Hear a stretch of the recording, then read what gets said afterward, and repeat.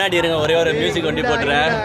தலைமகனை கலங்காதே, தனிமை கண்டு மயங்காதே, உன் தலைவன் எஸ்டிஆர் தெய்வம் தான். பையன் வந்து தீவிரமான சிம்பு ஃபேனுங்க. அது எப்படின்னா இந்த தம் படம் அது அந்த டிக்கு போட்டுன்னு சுத்திட்டு இருந்தாரு. அப்புறமா அந்த ரப்பர் எல்லாம் கட்டுவார் பத்தியா, அந்த மாதிரி கீச்சைன். தப்பா சொல்லாத, தப்பா பேசாத. அந்த மாதிரி ஒரு வெறியன் நேற்று நைட்டு தூங்கல, காலையில 9 மணி எப்போ ஆகும் அப்படின்னு வெயிட் பண்ணிட்டு எங்களை 10 நிமிஷம் லேட்டாக தான் கூட்டின்னு வந்தான். ஏன்னா நைட்டு ஃபுல்லாக கண் முழிச்சு பையன் காலில் தூங்கிட்டு இருக்கான். இல்லை நான் ஒன்றே ஒன்று மட்டும் சொல்லிக்கிறேன். காதல் எழுவதிலேருந்து இப்போ வரைக்கும் அந்த படம் பார்த்துருக்கேன். சிம்பு வந்து எந்த படம் வச்சாலும் சிம்புக்காக பார்க்கலாம் அப்படின்னு சொல்லிட்டு தான் வருவேன். ஆனால் தயவுசெய்து சொல்கிறேன், முதல் தடவையாக சொல்கிறேன், இந்த படம் நல்லாவே இல்லை. சிம்பு ஃபேன்ஸ்லாம் கோச்சிக்காதீங்க, நானும் பயங்கரமான சிம்பு ஃபேனு. இந்தமாரி தலைவன் இந்தமாரி செகண்ட் ரோல்லாம் தேவையில்லை. தலைவர் சூப்பர் ஸ்டாருங்க அவர் தான். அப்புறம் அவரை கூட்டின்னு வந்து இந்தமாரி ரோலில் போட்டு தேவையில்லாத, சத்தியமாக சொல்கிறேன், சிம்பு இந்த படத்தில் நடிச்சே மாட்டேன். ஸ்க்ரீன் பிளேஸ் என்ன ஸ்க்ரீன் பிளேஸ் எங்கே கொடுத்தாங்க அதெல்லாம் ஒன்றும் அந்தளவுக்கு ஒரு மாசான சீனே தரல இந்த படத்தில். கமலோட போர்ஷன்ஸை சிம்புட்ட கொடுத்துட்டாங்க, சிம்புவோட போர்ஷனை கமல்கிட்ட கொடுத்துட்டாங்க. அப்படியா? இல்லை அப்படிலாம் ஒன்றும் இல்லைங்க. இல்லை அதில் ஆக்சுவலாக கதையே இல்லைங்க.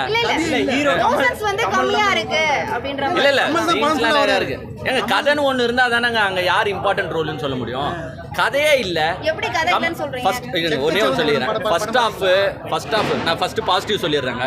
படம் சினிமாட்டோகிராஃபியாக இருக்கட்டும், அதை எடுத்த விதங்களாக இருக்கட்டும், கமல் சாரோட ஆக்டிங்காக இருக்கட்டும், சிம்பு சாரோட ஆக்டிங்காக இருக்கட்டும், த்ரிஷா மேம் ஆக்டிங்காக இருக்கட்டும், எல்லாருமே டாப்பாக பண்ணியிருக்காங்க. அதில் மாற்று கருத்தே கிடையாது. பட் கதைன்னு ஒன்று இருக்கானா, கதைன்னு ஒன்று இல்லை. ஏன்னா நம்ம ஆடியன்ஸ் என்கேஜ் பண்ணி பார்க்குற கதைகள் இதில் ஒன்றுமே இல்லை. கமல் சாரும் சிம்பு சாரும் பார்த்தீங்கன்னா அப்பா பையன் மாதிரி பழகுறாங்க. லாஸ்ட்டில் இவங்களுக்குள்ளேயே அடிச்சுக்கிறாங்க. சரி, நம்ம என்ன எக்ஸ்பெக்ட் பண்ணுவோம்? லாஸ்ட்டில் இவங்க ரீயூனைட் பண்ணி மெயினான வில்லனை எதனா சாவடிப்பாங்கன்னு பார்த்தா, மெயினான வில்லனே ஆடியன்ஸ் மாதிரி தான் இருக்காரு. அவரே வந்து எப்படின்னா நம்ம போர் அடிக்கும் போது சும்மா வந்துட்டு போகிற மாதிரி போகிறாரு. மெயினான வில்லனே இல்லையே, அப்பா பையனே மெயினான வில்லன், அவனுங்க 2 பேரும் அடிச்சுக்கிறாங்கன்னு போது எதுக்கு எப்படிங்க உட்காந்து பார்க்க முடியும்? அதனால தான் இவ்வளோ ப்ரொமோஷன்ஸ்லாம் வச்சிருக்காங்களா? ப்ரொமோஷனே மிஸ் பண்ணிட்டாங்க. பாருங்க, எங்கள் அண்ணன் கூல் சுரேஷ் எங்க ஃபர்ஸ்ட் சிம்பு படம்னா சரி, சந்தானம் படம்னா சரி, எங்கள் அண்ணன் கூல் சுரேஷ் 100% வந்து ப்ரொமோட் பண்ணி தருவாரு. நான் அப்படி இருக்கும். ஆனால் எங்கள் அண்ணன் கூல் சுரேஷை பாருங்க, நீங்கள் யூஸ் பண்ண மாட்டீங்க எதுக்கும். அவர் வந்து இன்னைக்கு ப்ரொமோ இல்லைன்னா இந்நேரத்துக்கு வந்து அங்க பிரதேசம் செஞ்சிருப்பாரு, இல்லைன்னா சாப்பாடு வந்து தரையில் போட்டு சாப்பிட்டுருப்பாரு, எதுனா ஒன்று பண்ணியிருப்பாரு, காலையிலே வந்துருப்பாரு. ஆனால் அந்த மனுஷனை நீங்கள் யூஸ் பண்ணதில்லை. இந்த சினிமா துறை ஏன் எங்கள் அண்ணன் கூல் சுரேஷை தவிர்க்கிறீங்கன்னு எனக்கு தெரியல. அவரை யூஸ் பண்ணிக்கோங்க. எல்லா படத்துக்கும் ஒரு டைட்டில் வச்சிருக்காங்க. வெந்து தனிந்தது காடுக்கு கூட ஒரு டைட்டில் வச்சிருந்தாரு. இப்போ இதில் என்ன, நான் அப்பா பையன் கோட்டு ரிவெஞ்சு கதை மாதிரி தான். பட் என்னன்னா இதில் கோட்டே ஓரளவுக்கு நல்லா இருந்துச்சுன்னு சொல்லலாம். இது அதோட கொஞ்சம் கேவலமாக இருக்குது. ஃபர்ஸ்ட் ஹாஃப் ஃபுல்லாக நல்லா எடுத்திருக்காங்க. செகண்ட் ஹாஃபில் என்னென்னா நேபாளுக்கு போயிட்டு வர்றாரு. ஒரே ஒரு சீன் சொல்கிறேன். ஒருத்தரை சாவடிக்கணுங்க, கமல் சாரை சாவடிக்க போகிறாங்க. அவரே வயசானவர் தான். நீங்களே சொன்னால் அவரே குதிச்சிருந்த நிலைமையில தான் இருக்காரு. அவரை ஒன்று சாவடிக்கிறீங்கன்னா அவர் மொட்டை மாடியிலேருந்தே தள்ளி விட்டுருக்கலாம். இல்லை அவர் கேட்டு இருக்கணும். மணிரத்னம் சார் கிட்ட கேட்கணும், எப்பா டிரெக்டர் என்ன சாவடிக்கிறதுக்காக 7 பேர் ஃப்ளைட் டிக்கெட் போட்டு நேபாளுக்கு கூப்பிட்டு போயிட்டு அங்கேருந்து ஒரு பனிப்பிரதேசத்துக்கு கூப்பிட்டு போயிட்டு அங்கே போய் ஆமாம் அந்த மாதிரி தள்ளி விடுறாங்க. எல்லாரும் 6 பேர் துப்பாக்கி வச்சுட்டு இருக்காங்க. சுட வேண்டியது தானே, நெத்திலேயே யாரும் சுடல, வயிற்றுல சுடுறாங்க, அவரை தள்ளி விடுறாங்க. அங்கேருந்து விவேகம் படத்துக்குள்ள போகுது. விவேகம் படத்தில் எப்படி அஜித் சார் இருந்தாரோ அதுக்குள்ளே ட்ராவல் பண்ணுறாங்க. அந்த பாட்டு ஒண்டி போடல, சர்வைவா பாட்டு ஒன்று வருங்க, அந்த பாட்டு ஒண்டி போடல. மற்றபடி விவேகத்துக்குள்ளே போயிட்டாங்க. விவேகத்துக்கு அப்புறமா வந்தால் சிம்பு சார் என்ன சொல்லிட்டாருன்னா, நீங்கள் ஒண்டி நான் அஜித் சார் படத்தை வச்சு எடுக்கிறீங்க, எனக்கும் ஒரு சீன் வேணும்னு அடம்பிச்சிருக்காரு. உடனே அவருக்கு விடாமுயற்சி சீன், அந்த கார்லாம் ஓப்பன் பண்ணுவார் பார்த்தீங்களா, அப்படியே அதே கேமரா ஆங்கிள் தான். இப்படி வச்சுட்டு படத்தை பாருங்கன்னா மணிரத்னம் வந்து ஒரு எடுத்தோன்னே எங்கள் நாயகனை ஞாபகப்படுத்தினாங்க. அப்படியே ஒரு சீன் மாறினோன்னு, ஏன்னா மும்பையிலலாம் எப்போ குண்டு வெடிப்பு கலாச்சாரம் நடக்கும்னே தெரியாது. ஏன்னா அவங்களுக்கு பாசம் பற்று இறக்கம் எல்லாமே கம்மியானவங்க. அந்த ஊரில் ஒரு பையனை கண்டெடுக்கிறாரு. அவங்க அப்பா வந்து ஒரு பாம்பிளாஸில் இறந்து போயிடுறாரு. அந்த பையனை எடுத்துகிட்டு இனிமேல் உன் தலையெழுத்து என் தலையெழுத்து ஒன்று தான் சொல்கிறாரு. எடுத்து வளர்க்குறப்ப அமரனாக உருவாக்கி தன்னோட இடத்த அவர் கொடுக்குறாரு. கதைப்படி கொடுக்குறப்ப இதை தாங்க முடியாத அந்த சூழ்ச்சிக்கார நாசர் சார் வந்து அவனை வந்து ட்விஸ்ட் பண்ணி உங்கள் அப்பனை கொன்னது நம்மவர் தான் சொல்லி அவரை கொண்டு போய் இமயமலையிலேருந்து உருட்டி விடுறாங்க. மறுபடியும் 2 வருஷம் கழித்து வந்து நம்மளை வச்சு செஞ்சவனையெல்லாம் நான் வச்சு செய்கிறாரு விண்வெளி நாயகர். அதுதான் கதை. ஆனால் கடைசியாக நம்ம பண்ணினது தப்புன்னு நினச்சி சிம்பு சாவுறாரு. அதுதான் ஓகேவா. கதை வந்து நெகட்டிவாக கதையை கொண்டு வந்தால் கூட பாசிட்டிவாக எங்களால் பண்ண முடியுன்றத மணிரத்னம் மறுபடியும் ப்ரூவ் பண்ணியிருக்கிறாரு.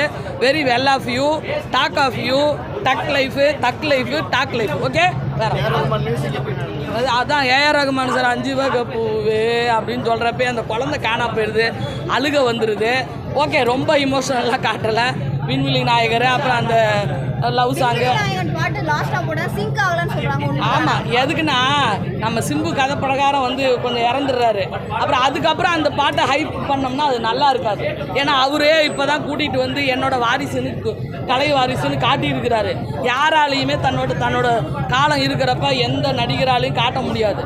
அப்படி நம்மவரோட அந்த மனசை பார்த்துட்டு அந்த 2 வரியோட நிப்பாட்டு. வேற ஒன்று சிம்பு ஆக்டிங் செம்ம செல்லம். உனக்கு அழிவே கிடையாது. நீ 10 தலை ராவணன் தான். இந்த படத்துலையும் நீ 10 பல ராவணனா கேட்காத பேச்சை கேட்டு ஆடி இருக்கிற.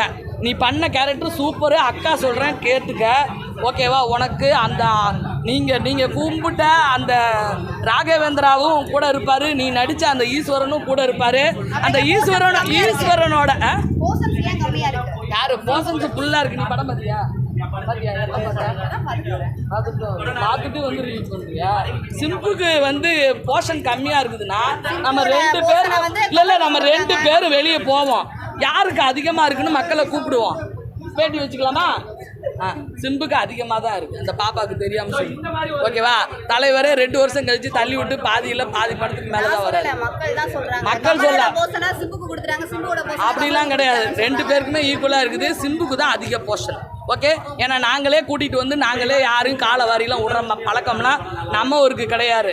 ஏன்னா தமிழண்டா நான் ஒரு தமிழண்டா எனக்கு இரு நான் சொல்கிறேன் பேசிகிட்டு இருக்கேன்ல. தமிழண்டா நான் ஒரு தமிழண்டா எனக்கு படையே ரசிகண்டா கெட்டவன்னு பேர் எடுத்த நல்லவண்டா என் வெற்றிக்கு காரணம் ஆண்டவண்டா தடை பல வென்றவண்டா தலைக்கணம் விட்டவண்டா. அந்த தலைக்கணம் விட்டதால தான் ஆண்டவன் தான் அவரை வந்து தூக்கி விட்டுருக்காரு. ஓகேவா. டக் லைஃப் வந்துச்சு. யார் தூக்கிட்டு வந்து கொடுத்தாரு? இந்த ராஜ் கமலில் எத்தனை நடிகர்கள் இருக்காங்க. சிம்பு வரணும்னு முடிவு பண்ணிட்டாரு ஆண்டவர். அதை கரெக்டாக கொடுத்துருக்காரு. இதுலேயும் அதிகமாக தான் சீன் கொடுத்துருக்காரு. ஓகேவா. எங்களுக்கு எந்த தலை கணமும் இல்லை, தலைக்குள்ள கணமும் கிடையாது. ஓகேவா. திரிசா வந்து டான்ஸ் எல்லாம் ஆடலை, பாடகியாக வராங்க. ஓகே, நாங்கள் எதுக்கு யூஸ் பண்ணியிருக்கோமோ அதுக்கு யூஸ் பண்ணியிருக்கோம். ஓகே. நீ எந்த சேனலு?